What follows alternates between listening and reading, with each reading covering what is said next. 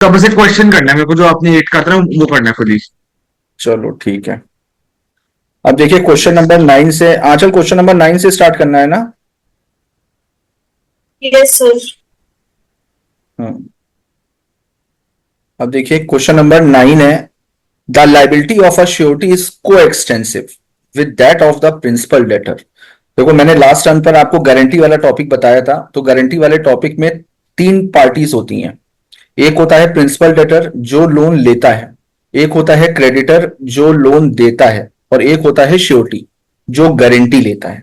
ठीक है, किसी के भी लोन की या किसी की भी गारंटी लेता है। तो अब यहां पर क्या बोल रहा है कि जो श्योरिटी की लायबिलिटी है वो को एक्सटेंसिव है with that of principal debtor. इसका मतलब क्या हुआ, प्रिंसिपल डेटर की लायबिलिटी हमेशा प्राइमरी होगी। प्राइमरी इन द सेंस कि अगर प्रिंसिपल डेटर लोन में डिफॉल्ट करता है या पैसों को वापस करने में या जो भी उसकी ऑब्लिगेशंस है उन ऑब्लिगेशंस को पूरा करने में वो डिफॉल्ट करता है, तो प्राइमरी जो रिस्पॉन्सिबिलिटी होगी वो होगी प्रिंसिपल डेटर की। यानी कि क्रेडिटर सबसे पहले पैसों की डिमांड किससे करेगा, प्रिंसिपल डेटर से।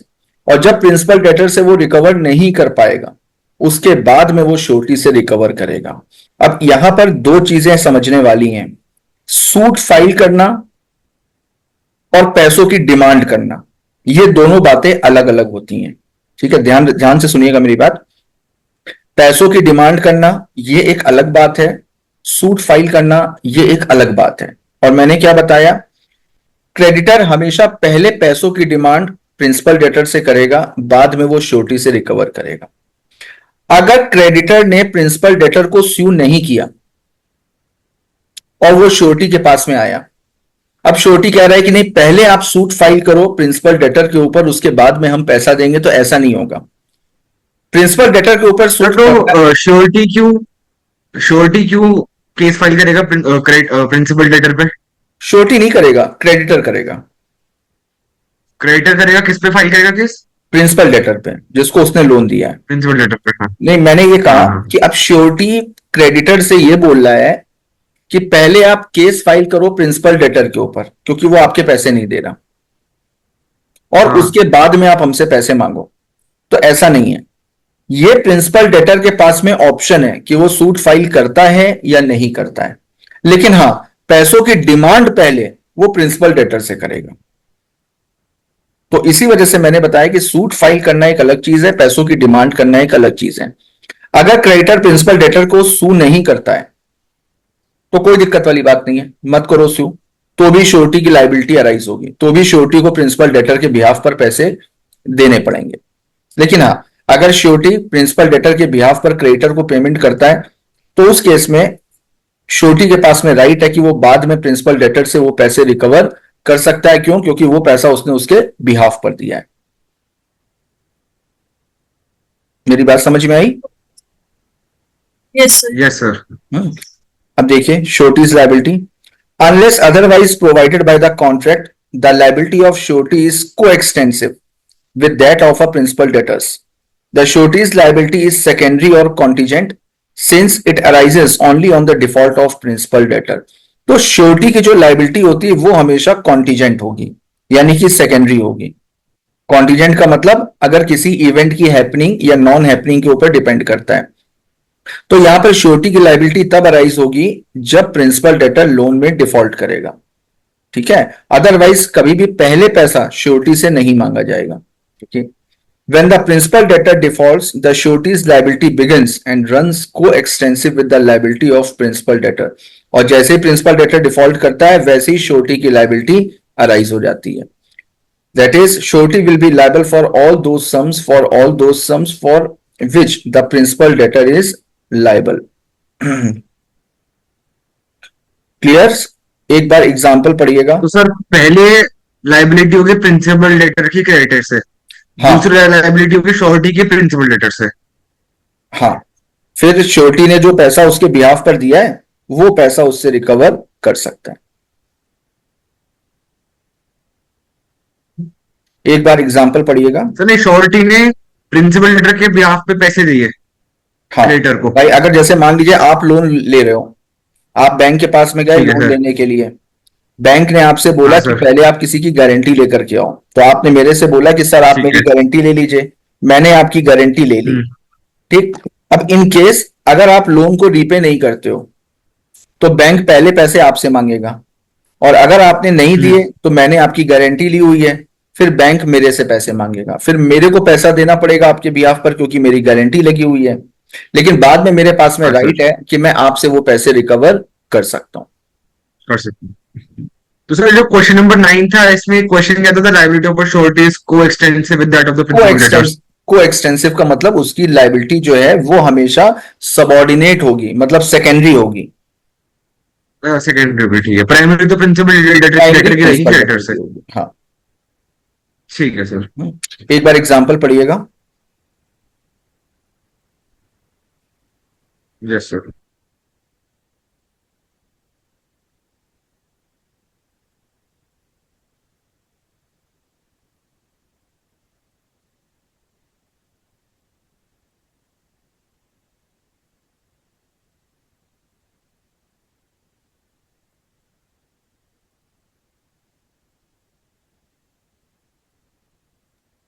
Okay sir. Clear Anchal, clear.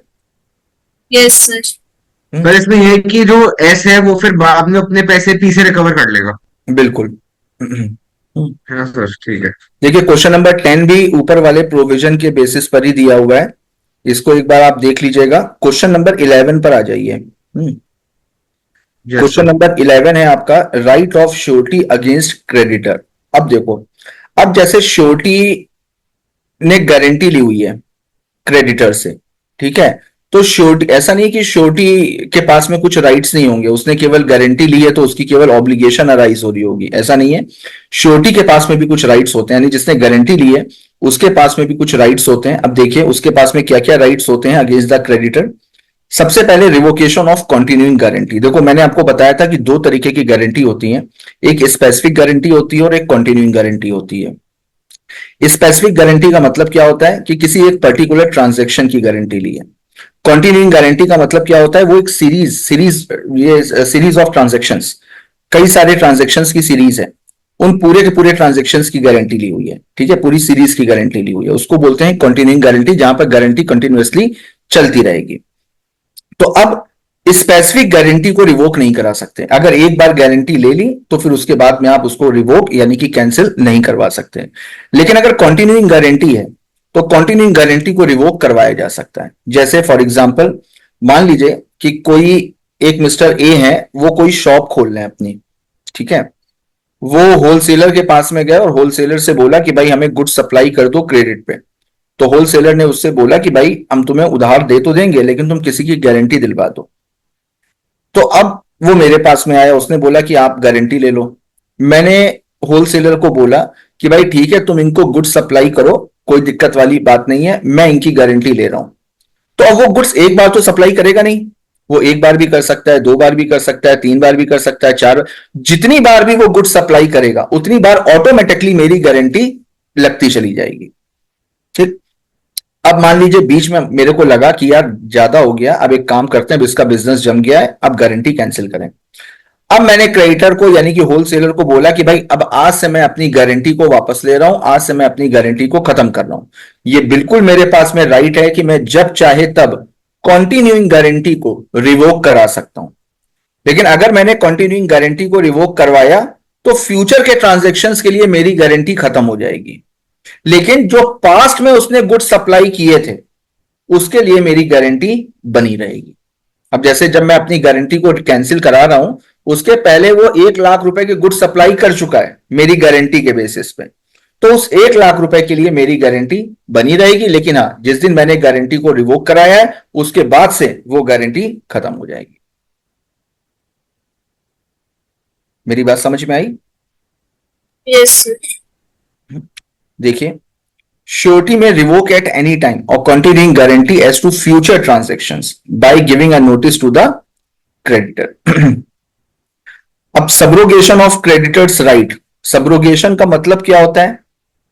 Subrogation का मतलब होता है एक की जगह पर दूसरे का आ जाना।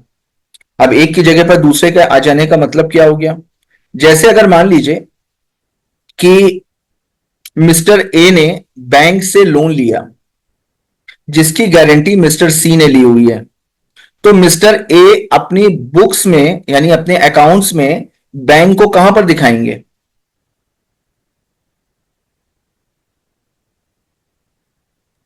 सर एक बार रिपीट करना, आपने क्या कहा? मिस्टर ए ने बैंक से 2 लाख रुपए का लोन लिया, ठीक है सर। उस लोन की गारंटी सी ने ली ठीक है सर। और अभी वो लोन चल रहा है, तो मिस्टर ठीक है ए सर। अपनी बुक्स में अपने अकाउंट्स में बैंक को कहां पर दिखाएंगे? Sir creditor. क्रेडिटर में दिखाएंगे। ठीक, तो अब मिस्टर ए हाँ की सर। बुक्स में बैंक का नाम एज अ क्रेडिटर लिखा होगा क्योंकि वो लाइबिलिटी है। ठीक है सर। ठीक, अब मान लीजिए कि मिस्टर ए ने डिफॉल्ट कर दिया और बैंक ने ठीक वो है सर। पैसा मेरे से वसूला, ठीक है सर। तो अब मैंने बैंक को पैसा दे दिया, तो अब बैंक को तो पूरा पैसा मिल चुका है, तो मिस्टर ए की यस बैंक सर। के लिए तो लाइबिलिटी खत्म हो गई। हाँ सर, सर आपकी लाइबिलिटी राइज हो गई ऐसे। अब बस अब मेरे लिए लाइबिलिटी अराइज हो गई। तो अभी तक मिस्टर ए हाँ, की बुक्स में किसका नाम लिखा रहता था? बैंक का। अब बैंक बैंक की का। जगह पर किसका नाम अब आ आपका आ जाएगा? जाएगा। मेरा आ जाएगा। This is called subrogation. आपका। एक की जगह पर दूसरे का आ जाना। अच्छा ठीक है sir. Anchal clear? Yes, sir. तो अब देखो, अब अगर मान लीजिए कि श्योरिटी ने प्रिंसिपल डेटर के बिहाफ पर क्रेडिटर को पैसे दे दिए, तो जितने अधिकार जितने राइट्स क्रेडिटर के पास में थे वो सारे के सारे राइट्स अब किसके पास में आ जाएंगे? श्योरिटी। श्योरिटी के पास। देखिए, on payment of a guaranteed debt, surety is subrogated all the rights of creditor. This means on payment of guaranteed debt, surety steps into the shoes of creditor. Clear? Yes, sir. Yes sir. अब देखिए security from creditor. अब security from creditor का मतलब, अब जैसे मान लीजिए कि मिस्टर ए ने बैंक में 2 लाख रुपए का गोल्ड प्लेज किया, 2 लाख रुपए का गोल्ड गिरवी रखा, ठीक है, और बैंक से 2 लाख रुपए का लोन ले लिया और मैंने उस लोन की गारंटी ली हुई है। अब मिस्टर ए ने डिफॉल्ट कर दिया, ठीक, तो अब मैंने बैंक को पैसा पे किया। अब बैंक को पैसा तो मिल गया, लेकिन बैंक के पास में 2 लाख का गोल्ड भी तो पड़ा हुआ है, तो उस गोल्ड का क्या होगा? सर वो आपको मिलेगा। वो मेरे को मिल जाएगा। यानी कि अगर क्रेडिटर के पास में कोई भी सिक्योरिटी पड़ी हुई है और श्योरिटी क्रेडिटर को अगर वो रीपे करता है, जो भी प्रिंसिपल डेटर की बोरोइंग है अगर उसको वो रीपे करता है, तो फिर उस केस में क्रेडिटर के पास जो सिक्योरिटी पड़ी हुई है उस सिक्योरिटी पे राइट होगा श्योरिटी का। क्लियर? ठीक है सर। Yes, sir. देखिए, surety is entitled to the benefit of every security which the creditor has against the principal debtors irrespective of whether he knows the existence of such security or not. अभी उसकी knowledge में है या नहीं है, हो सकता है कि श्योरिटी ने जब लोन को रीपे किया हो तब उसको यह बात ना पता हो कि प्रिंसिपल डेटर ने कुछ सिक्योरिटी भी दी है, तो उसकी नॉलेज में है या नहीं है वो मैटर नहीं करता है, लेकिन उस सिक्योरिटी पे राइट हमेशा श्योरिटी का होगा। नेक्स्ट ठीक है राइट सर। है उसका सूट अगेंस्ट प्रिंसिपल डेटर। बिल्कुल, ये भी उसके पास में राइट होता है श्योरिटी के पास में कि जब श्योरिटी प्रिंसिपल डेटर के बिहाफ पर क्रेडिटर को रीपे करेगा तो उसके पास में राइट है कि वो प्रिंसिपल डेटर को स्यू करके अपने पैसे प्रिंसिपल डेटर से रिकवर कर सकता है। देखिए, ठीक है sir.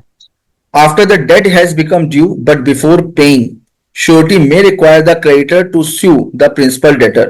In such case, surety shall reimburse the expenses of the creditor. अब देखो, अब अगर जैसे मान लीजिए कि श्योरिटी के पास में एक ये भी राइट होता है कि वो पे करने से पहले, यानी कि वो क्रेडिटर को पैसे देने से पहले श्योरिटी को रिक्वेस्ट कर सकता है। देखिए यहां पर लिखा हुआ है श्योरिटी में रिक्वायर, शैल नहीं लिखा हुआ है। अगर शैल लिखा होता तो मैंडेटरी होता, में लिखा हुआ है, यानी श्योरिटी के पास में ये ऑप्शन है कि अगर वो चाहे तो प्रिंसिपल डेटर को रिक्वेस्ट कर सकता है, मैंडेटरी नहीं करेगा, रिक्वेस्ट कर सकता है। किस बात के लिए रिक्वेस्ट करेगा? कि आप प्रिंसिपल डेटर को स्यू करो। और अगर उस केस में श्योरिटी की रिक्वेस्ट पे क्रेडिटर प्रिंसिपल डेटर को स्यू करता है तो उस केस में जो भी एक्सपेंसेस होंगे क्रेडिटर के उनको बेयर करेगा श्योरिटी। क्लियर? ठीक है सर। अब देखिए, right of set of. Right of set of का मतलब देखिए क्या हुआ। सेट ऑफ का मतलब होता है कि जैसे अगर मान लीजिए कि मिस्टर ए ने मिस्टर बी के अगेंस्ट में 10,000 रुपए की रिकवरी के लिए केस फाइल किया। ठीक है, मिस्टर ए ने मिस्टर बी के ऊपर 10,000 रुपए की रिकवरी के लिए केस फाइल किया। अब कोर्ट ने मिस्टर बी को ऑर्डर किया, कोर्ट ने मिस्टर बी को ऑर्डर किया कि भाई आपको मिस्टर ए को 10,000 रुपए देने पड़ेंगे। तो अब उसके बाद में बी ने कोर्ट में बोला कि सर ठीक है, आपके कहने से 10,000 रुपए दे तो देंगे, लेकिन 5,000 रुपए का मेरा भी एक क्लेम है, 5,000 रुपए हमको भी मिस्टर ए से लेने हैं, और वो एक लीगल अमाउंट है, एक लीगल डेट है कि मुझे भी 5,000 रुपए लेने हैं। तो कोर्ट क्या कर सकती है, कोर्ट कह सकती है कि ठीक है भाई, 10,000 में से ये 5,000 रुपए का अमाउंट जो है उसको सेट ऑफ कर दो। मेरी बात समझ में आई? तो अब मिस्टर बी को मिस्टर ए ठीक को है सर। कितने पैसे देने पड़ेंगे? केवल 5,000 रुपए।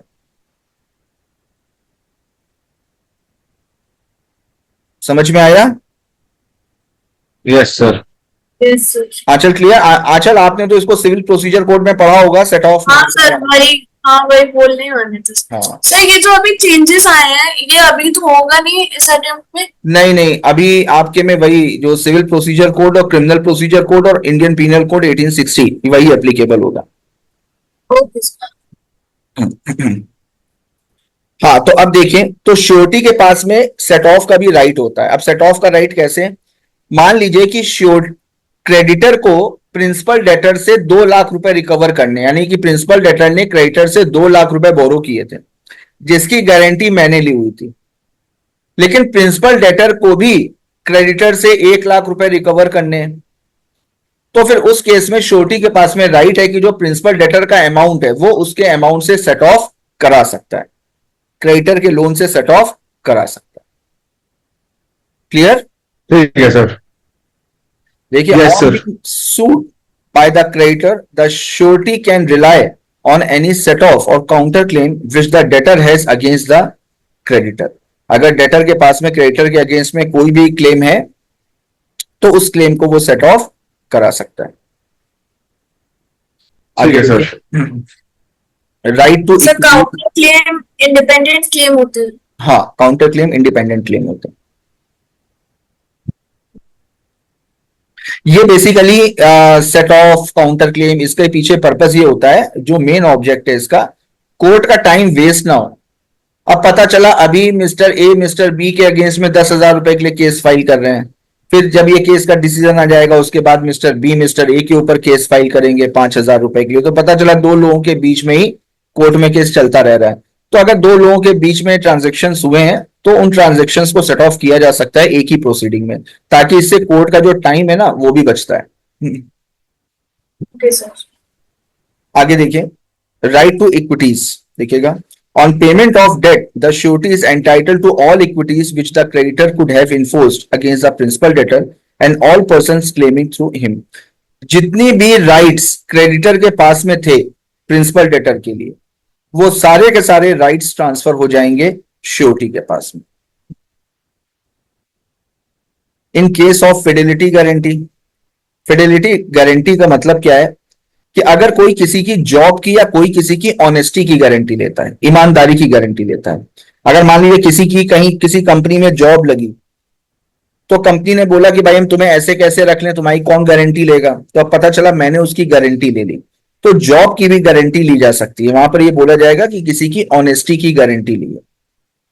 ठीक, तब देखिएगा, surety can all of the creditor or the employer to dismiss the employee whose honesty was guaranteed in case of proven dishonesty of such person।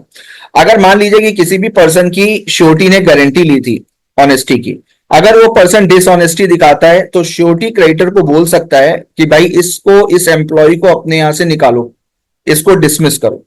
तो उसको डिसमिस करने के लिए क्रेडिटर श्योरिटी को बोल सकता है।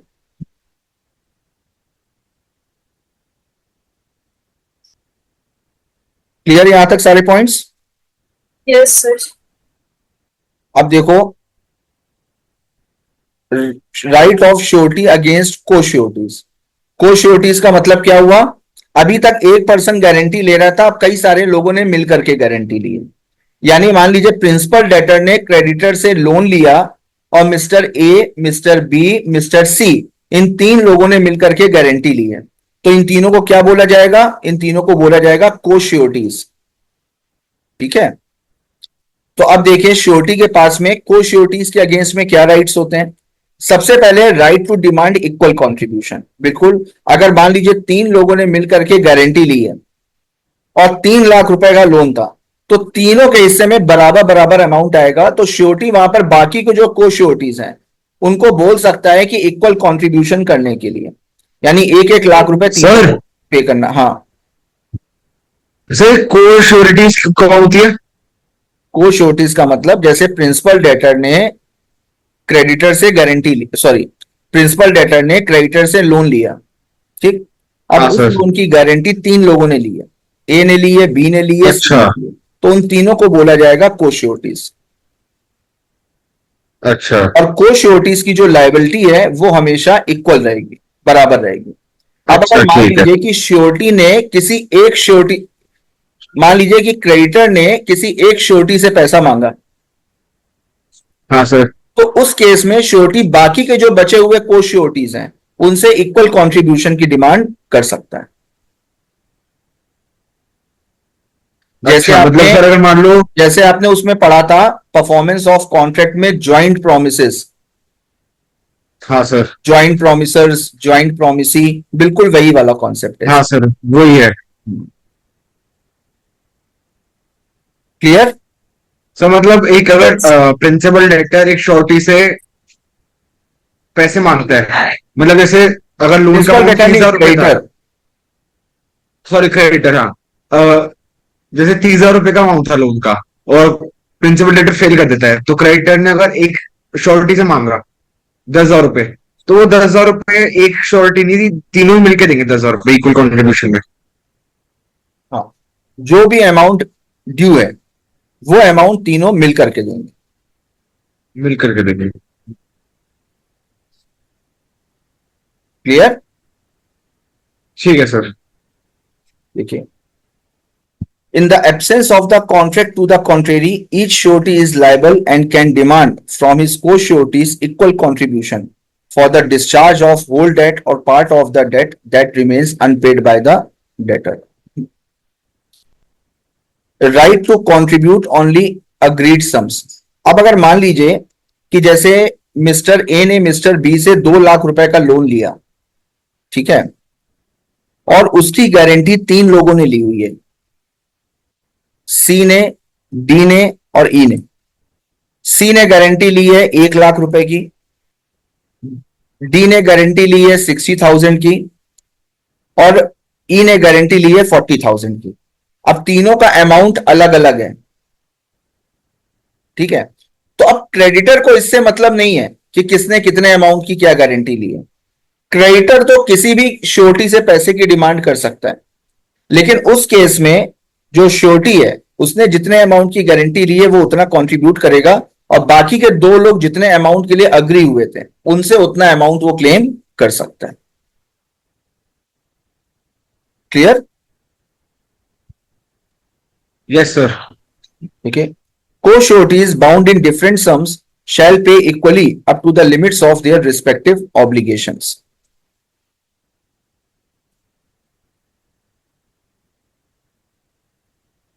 नीचे देखिएगा क्वेश्चन नंबर 13, ये केस लॉ। देखो इसको मैंने जो नोट्स बनाए हैं वो इसी तरीके से बनाए हैं, बीच बीच में केस लॉ भी दिए हैं। पहले प्रोविजन, पहले आप क्वेश्चन पढ़ोगे, क्वेश्चन को पढ़ने के बाद में ये सारे केस स्टडीज दिए हुए हैं, इन केस स्टडीज को सॉल्व करोगे, ठीक है।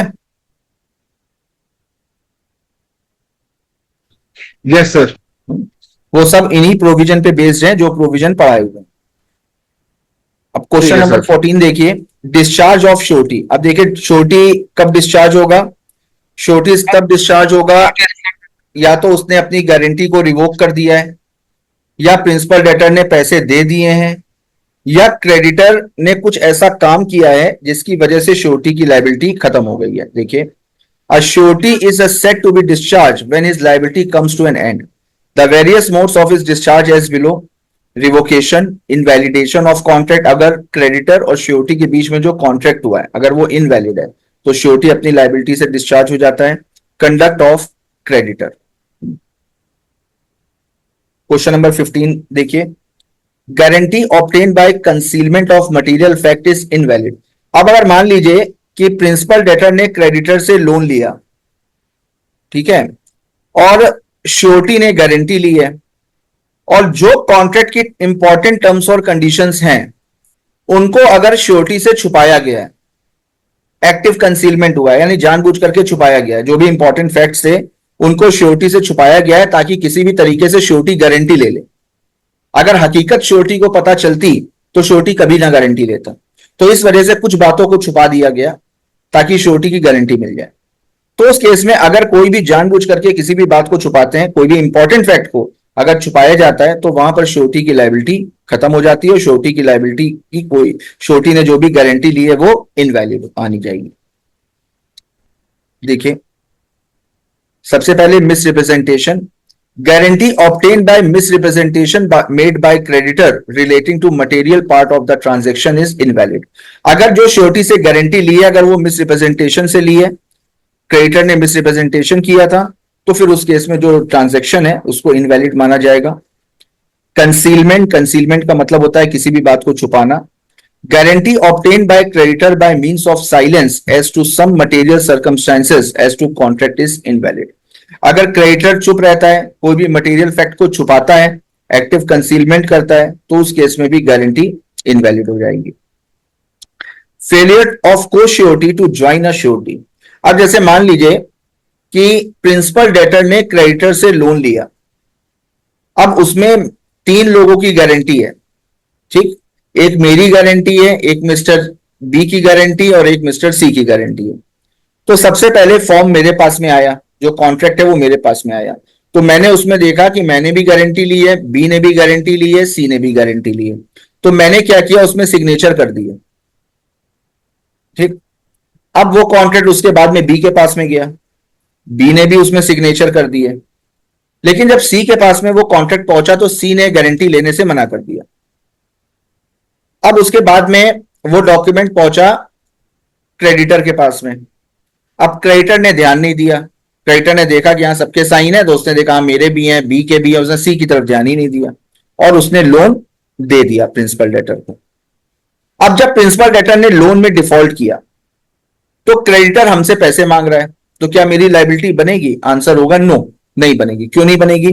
मैंने ये देख करके पैसे दिए, मैंने ये देख करके गारंटी ली थी कि मैंने भी गारंटी ली है, बी ने भी गारंटी ली है और सी ने भी गारंटी ली है. तो अगर तीनों लोगों के सिग्नेचर नहीं है, उसमें से एक भी बंदे ने गारंटी अपनी नहीं ली है, तो फिर उस केस में मेरी भी गारंटी रिवोक हो जाएगी, मेरी भी गारंटी कैंसिल हो जाएगी. मेरी बात समझ में आई? ठीक है सर. Yes sir. देखिए, when a contract of guarantee provides that a creditor shall not act on it until another person has joined in it as a co-surety, the guarantee is not valid of that other person does not join. जब तक दूसरा person join नहीं करता है तब तक guarantee नहीं होगी. Failure of consideration. देखिए, अगर प्रिंसिपल डेटर और क्रेडिटर के बीच में कोई कंसिडरेशन हुआ ही नहीं, यानी कि मैंने गारंटी ले ली लेकिन क्रेडिटर ने प्रिंसिपल डेटर को लोन दिया ही नहीं, तो भी मेरी गारंटी का कोई मतलब नहीं बनता है और वहां पर भी श्योरिटी डिस्चार्ज हो जाएगा. क्लियर? ठीक है सर. Yes sir. आगे देखिएगा क्वेश्चन नंबर 16. आंचल, आपको डॉक्टर के यहाँ कितने बजे जाना है? सर 5:30 बजे निकलना है. क्वेश्चन नंबर 16 थोड़ा सा लंबा टॉपिक है, इसको फिर कल करेंगे, ठीक है? ठीक है सर. अभी आरफ आंचल की थोड़ी सी तबीयत गड़बड़ चल रही है, ठीक है? ठीक है सर. तो अभी हम लोग कल क्लास रखेंगे, कल ठीक है सर. की टाइमिंग थोड़ी सी एक्सटेंड करेंगे.